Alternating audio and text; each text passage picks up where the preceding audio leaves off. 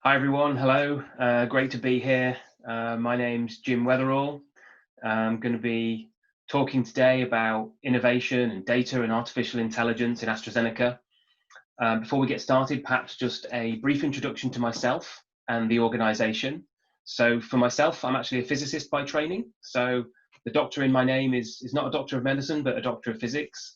And I spent some time as an academic researcher before then moving into consultancy, where I worked in scientific software and scientific data analytics across a number of different industries, and finally realized that my heart was in healthcare and life sciences, where I could see a line of sight between the skills that I was developing and the benefit of patients and people and their health and well-being around the world. So I've actually been with AstraZeneca now for about 13 years in a variety of different jobs, and now privileged enough to be Vice President of Data Science and Artificial Intelligence for our research and development.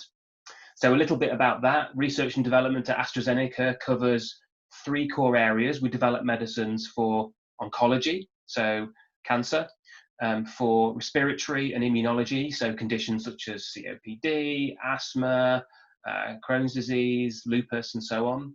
And then a whole range of conditions in cardiovascular, renal, and metabolic diseases. So that would include things such as heart and cardiovascular diseases, chronic kidney disease, diabetes, etc. So a wide range of areas where we develop medicines to help patients around the world. And our research and development efforts are mainly focused in Cambridge, the UK, Gothenburg in Sweden, and on the east coast of the US. So that said, if we can go to the next slide, please, and I'll start to describe the way we've laid out innovation in R&D at AstraZeneca. So the way we think about this hinges around something that we call our 5 R's framework. And you see the R's on this slide: the right target, the right tissue, the right safety, the right patient, and the right commercial. This comes from a piece of work we did a few years ago to try and understand how do you get enough shots on goal. So when you're developing medicines, you're trying to develop a lot of medicines at the same time because you know that some of them will work and some of them won't. And we analysed the causes of what perhaps makes some medicines progress through our research and development pipeline, others be unsuccessful. And we realised that the key was about getting these 5 dimensions right. So do we understand the biology well enough so that we're hitting the right target with the medicine at the molecular or cellular level? Is that biological target expressed in the tissue that our medicine can reach? So this is all about the sort of kinetics of the drug and where it can get to. Are we happy that the medicine is safe for patients? Do we have the right patients who take this medicine? You know, people vary hugely in terms of genetic and environmental and other factors. So do we understand the target population for this medicine? And then, is it a viable medicine? We are a company that needs to be a viable proposition, so we need to make sure that this can be a product that patients can benefit from in the right way. So if we go to the next slide, here's some of the numbers to back that up. So I talked about how the 5 R's framework kind of brings into focus the reasons why our medicines succeed or fail at different stages of the pipeline. So you see some of those stages on the left-hand diagram here, and that shows that over time, some of these success rates have now increased, now that we've got a better understanding what causes medicines to fail or not work at different stages. That's why the light blue bars are higher than the dark blue bars, and AstraZeneca is experiencing significant success in this area. Also, you can see that the kind of reasons for medicines failing in the research pipeline or the development pipeline has also changed over time. So if you look at those 2 time windows on the right-hand diagram, we can see that the reason is shifting, and we're solving problems in some areas, finding problems in other areas, but we're certainly doing, considerably better with, for instance, areas of chemistry, safety of medicines, and so on. But as ever, the issue to tackle with medicines is how efficacious they are.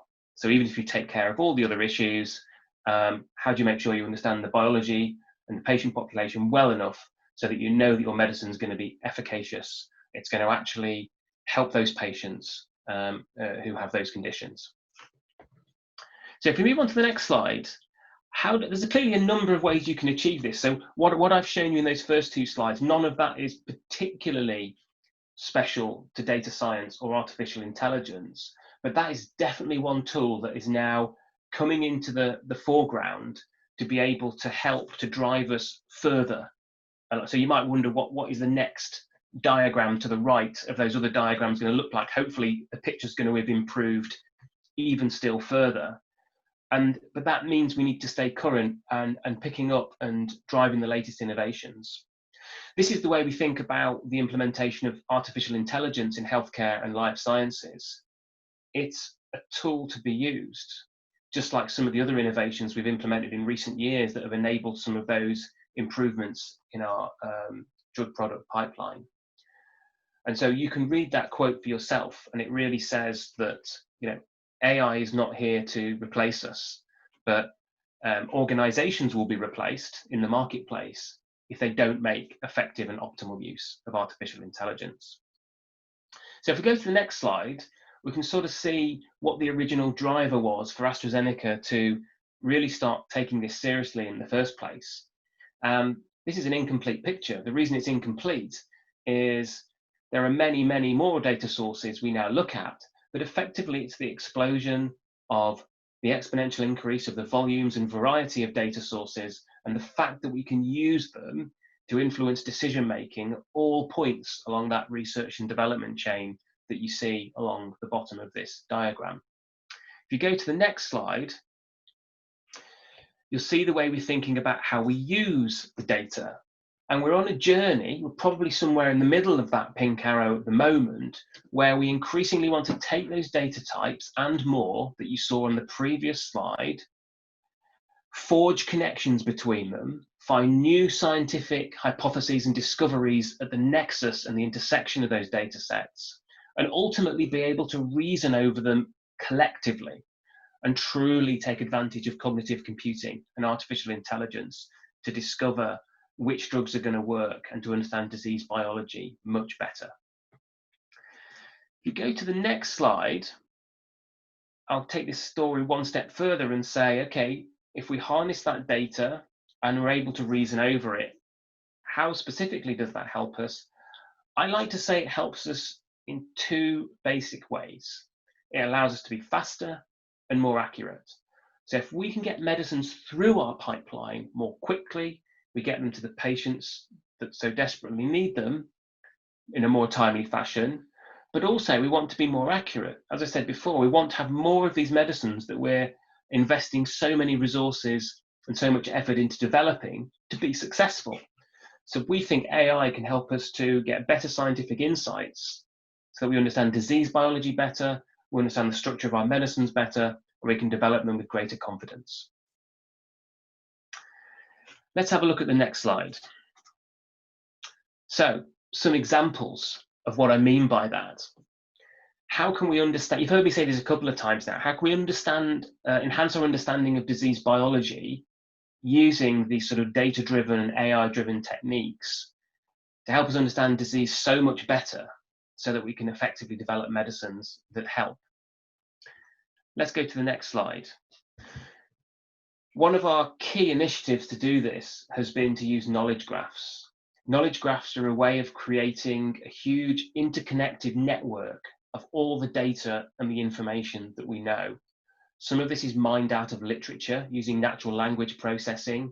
Some of it can be from lots of other experimental sources, such as medical images, chemistry data, pharmacological data, genomic data, and so on. And we can link all this data together and understand the causal relationships between different parts of this data. And that can enable us to find things in that huge network of data which we wouldn't have known by looking at any one piece of that data in isolation. It's the network effect that gives us the new insights. So if we go to the next slide, we'll get an example of that.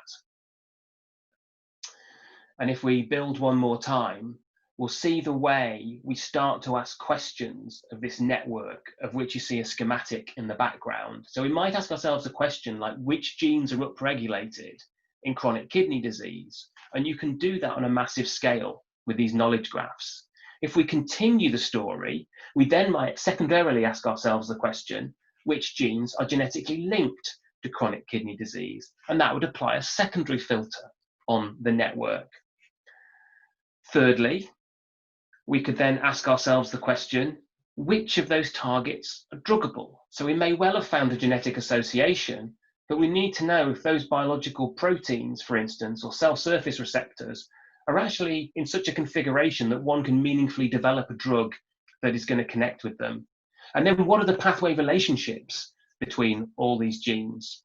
And so by applying these kind of filters and this iterative scientific question response cycle to our knowledge graphs, we highlight clusters of activity in the graph that characterizes disease biology that may well and often is novel because it's been pulled together across multiple data sources, and you wouldn't have got that information or those insights from looking at any one experimental set of results in isolation. It's only by pulling it together and then asking specific questions of the knowledge graph do we then highlight clusters and find out that A is connected to C through B, and we wouldn't have known that otherwise because no single experiment has compared A to C. So an incredibly powerful big data approach to understanding disease biology better. If we go to the next slide, we'll see another area for where we've seen a lot of advantages to using artificial intelligence, and that's imaging. So both preclinically and also in clinical trials, imaging is an incredibly powerful tool for understanding what's going on with, for instance, the cellular differentiation of a tumor, with the lung capacity of a COPD patient, for the vasculature of a cardiovascular patient through vascular imaging. Images are a rich source of data to help us know prognosis of disease, but critically also what the response to a medicine will be for those patients. So if I have a look at the next slide, this gives a nice introduction, I think, to why AI is generally applied to imaging. This concept is probably familiar to most. You know, the idea that we use artificial intelligence and machine learning sort of for computer vision purposes to identify images in pictures or videos to allow the computer to sort of mimic the human process of doing that.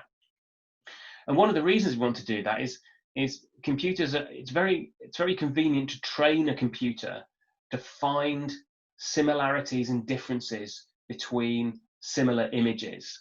And here's a nice set of images that kind of show that some things can look the same, but actually often need teasing apart. So what we'd like the computer to be able to do, obviously, is tell the difference between these kind of things, which actually might even fool a human eye.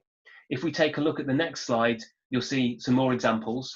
I'm indulging myself a little here because this is one of my favorite slides of all time, but you'll see some further examples here of how, you know, puppies can look like muffins, or stacks of towels, or teddy bears, or dogs can look like mops. And again, illustrating the point, I hope, that now that we go to the next slide, if we apply that same technique to, let's say, trying to tell whether a tumor is benign or malignant, telling whether a digital pathological image contains a certain set of cells, to try and tell whether a mammogram is indicating a certain kind of diagnosis. It's the slight differences between these things that we found that computers are exceptionally good at doing, in many cases, more cheaply, more quickly, and often more accurately than human physicians or pathologists. It's a real advance in our field. If we take a look at the next slide, I'll bring that a bit more to light. So this is a PDL1 stain. So if you have a look at the left-hand side to start off with, PDL1 is a key protein that is expressed in certain types of tumours. And in particular, we want to see what degree of PDL1 protein expression is present in a particular piece of tissue. That helps us to tell what type of tumour this is, how we might treat it. For instance, we know with certain oncology agents that we can attack PDL1 with the drug, and that will help improve the body's own immune response. And so it enables a human being's immune attack on the cancer to be unlocked. So PDL1 is one of those critical drivers of cancer. With the image on the left-hand side, this is still quite an advanced technology, right? This is a cellular stain which then will be analysed through digital microscopy by a trained pathologist. And they will need to judge how much of that brown staining is in that image. Well, that can be done.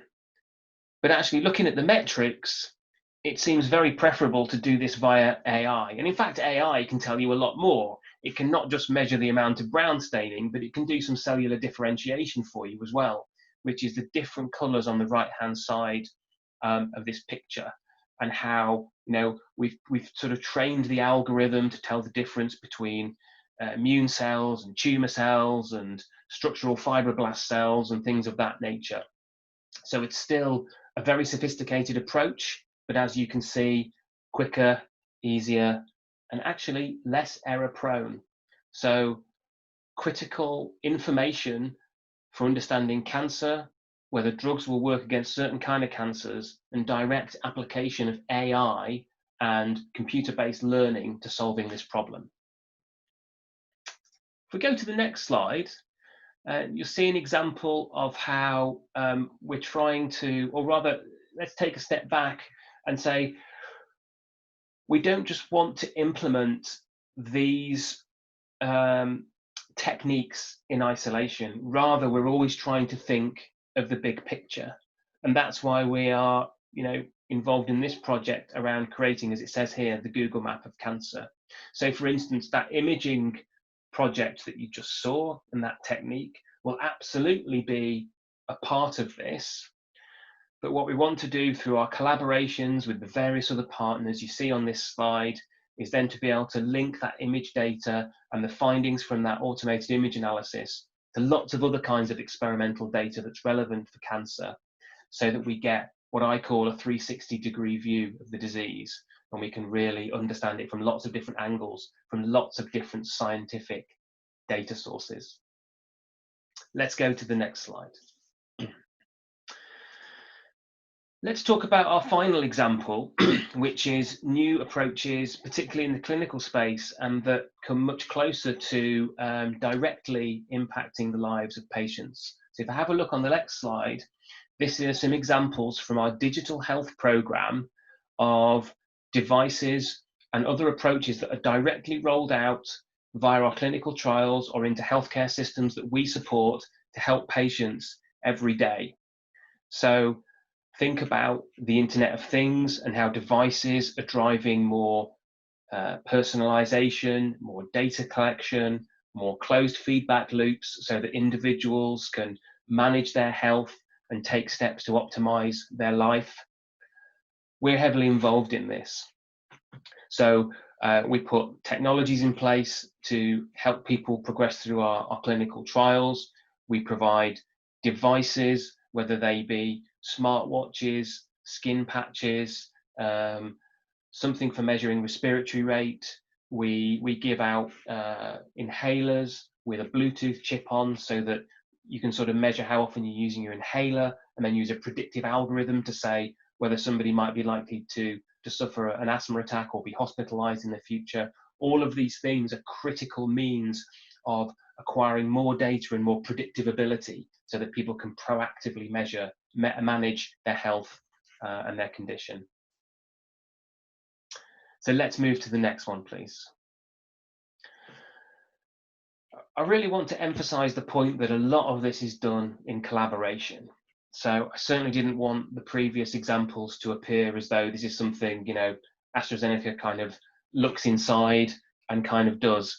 We are a very collaborative organization, and we have a lot of experts in developing medicines, but we don't necessarily have all the experts in certain niche areas. And we think it's a very powerful thing to do to collaborate and partner. So for instance, for the knowledge graphs that I showed as the first example, we didn't go completely alone. We found what we thought were the best small to medium startup style knowledge graph company in the world, who's Benevolent AI, and signed a multi-year deal with them to push forward our investments in knowledge graphs. When it comes to understanding how well a molecule, which is a new medicine, binds with the protein that is its target, we signed a deal with Schrödinger, who provide avant-garde software for understanding physics-based approaches to whether a molecule will actually bind to a protein, and so on and so on. So our approach is very much going for those niche partnerships where there can be a win-win between AstraZeneca and the company, and we can each provide each other something special for a focused project or a focused technique. I think there's one more slide.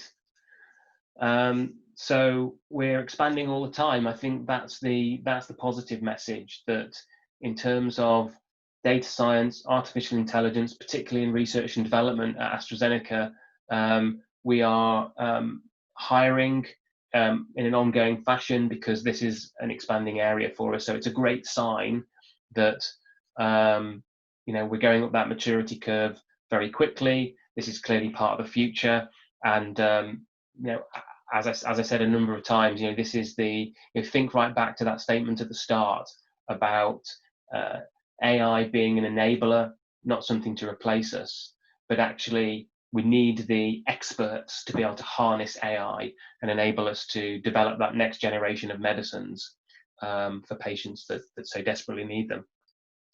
So thank you for your time and attention. I very much appreciate that. Thank you.